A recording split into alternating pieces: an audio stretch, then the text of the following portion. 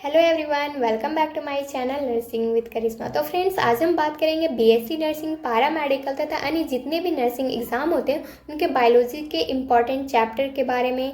कैसे पढ़ें बायोलॉजी को, कैसे उसको टाइम दें, या फिर कौन से चैप्टर है जिसका वेटेज ज़्यादा होता है या कौन से चैप्टर है जिसका वेटेज कम होता है। मतलब ओवरऑल कैसे बायोलॉजी को मैनेज करें, हम बायोलॉजी को कैसे पढ़ें जिससे और हमारा फिजिक्स एंड केमिस्ट्री के लिए टाइम निकल सकता है, वो मैं आज वीडियो में बताऊंगी। तो प्लीज़ वीडियो में आप लोग बने रहें, और वीडियो अच्छा लगेगा तो प्लीज़ आप लोग लाइक कर दीजिएगा एंड चैनल को सब्सक्राइब कर दीजिएगा।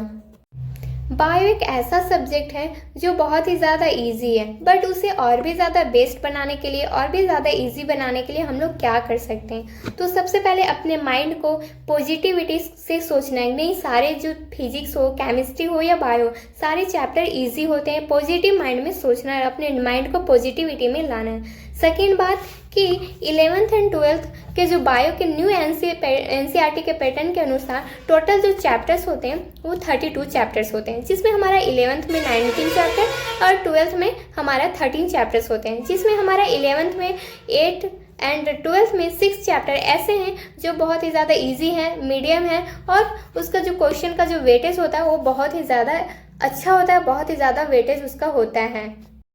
अब बात करें कि हमें बायो किस तरह से पढ़नी चाहिए।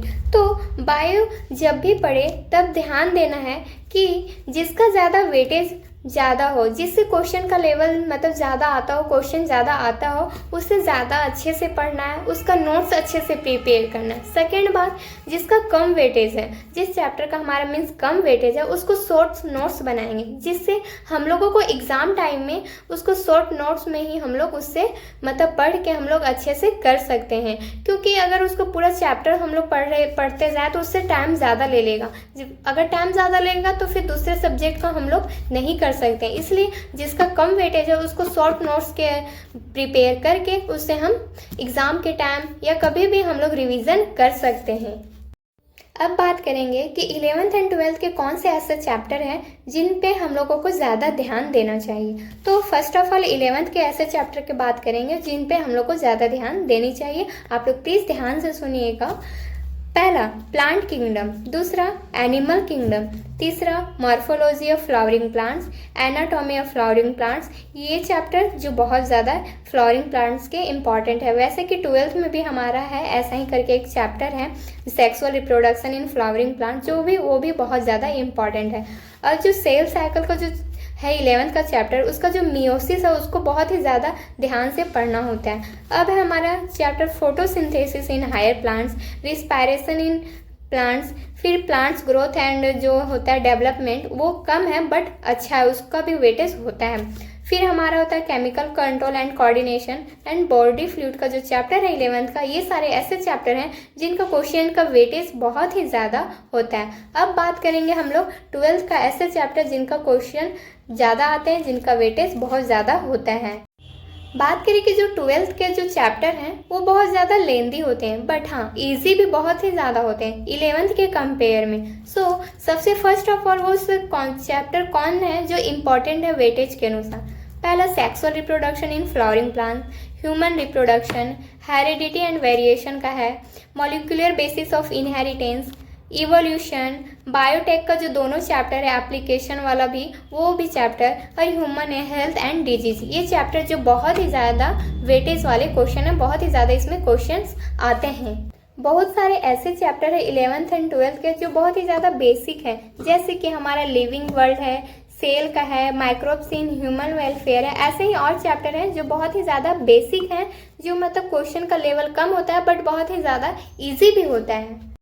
और बात करें कि अगर तैयारी कहाँ से करें, तो आपको 11th एंड 12th बायो में 100% स्कोर लाना है, 100% तैयारी करनी है, या फिर जॉब भी पाना है 100% अच्छा से अच्छा मार्क्स स्कोर करना बायोलॉजी को, फिजिक्स एंड केमिस्ट्री को अच्छे से पढ़ के, तो आप विजय एजुकेशन का बैच खरीद सकते हैं। उसमें क्वेश्चन प्रैक्टिस बहुत ही ज़्यादा करवाए जाते हैं।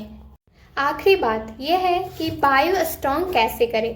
बायो हम लोग को स्ट्रॉन्ग और भी ज़्यादा, सबको तो इजी रहता ही, बट और भी ज़्यादा स्ट्रॉन्ग कैसे करें, क्योंकि वो हम लोगों को और भी सब्जेक्ट के अनुसार ये हम लोगों को ज़्यादा मार्क्स स्कोर करवाता है। तो पहले फर्स्ट ऑफ ऑल जहाँ से भी आप लोग बैच बाय करो, या विजय एजुकेशन हो, PW का, कहीं से भी आप लोग बाय करो, बट रेगुलर क्लासेस कीजिए, जिससे आप रेगुलर क्लासेस के साथ साथ आप लोग नोट्स साथ में प्रिपेयर करें, जिससे आप लोगों का टाइम बच सके। सेकेंड बात, क्लास के साथ नोट्स तो प्रिपेयर करने ही हैं, जो इम्पॉर्टेंट है नोट्स के जो चीज़ें होते हैं, जो सर बोलते हैं कि यह इम्पॉर्टेंट है, हाईलाइट करते हैं, उसको आप लोग हाईलाइट कीजिए एंड कलरफुल पेन से लिखिए, जिससे आप लोगों का नोट्स अट्रैक्टिव लगे, जिससे आप लोग को कभी भी रिवीजन करें और कभी भी पढ़ें तो मतलब कि आप लोग को पढ़ने में भी अच्छा लगे, अट्रैक्टिव लगे और इजी भी लगे। थर्ड पॉइंट यह है कि डेली रिवीजन की आदत डालिए, क्योंकि जितना भी क्लास में आप लोगों को पढ़ाया जाता है, क्यों ना वो एक ही पेज का हो, उसको डेली ही आप लोग रात को या सुबह में पढ़ के रिवीजन कीजिए, और मतलब डेली मीन्स रिवीजन करने का आदत डालिए। बायोलॉजी इजी है, हम लोग सब मानते हैं, बट ये नहीं कि उसको पढ़ना छोड़ देना है, क्योंकि बायो एक ऐसा सब्जेक्ट है जो आपको मार्क्स दिला सकता है अदर सब्जेक्ट के कंपेयर में। इसलिए बायो को बहुत ही ज़्यादा अच्छे से करना है, बारीकी से करना है, नेगेटिविटी को हटा देना है एंड क्लासेस को प्रॉपर करना है एंड नोट्स को भी प्रॉपर बनाना है एंड प्रॉपर नोट्स तैयारी करना है एंड हमेशा रिवीजन करना है एंड रिवीजन को मतलब छोड़ना नहीं है। तो प्लीज़ हमारा जो वीडियो है इन्फॉर्मेटिव लगा हो तो प्लीज़ हमारे वीडियो को लाइक कर दीजिएगा, चैनल को सब्सक्राइब कर दीजिएगा। Bye bye.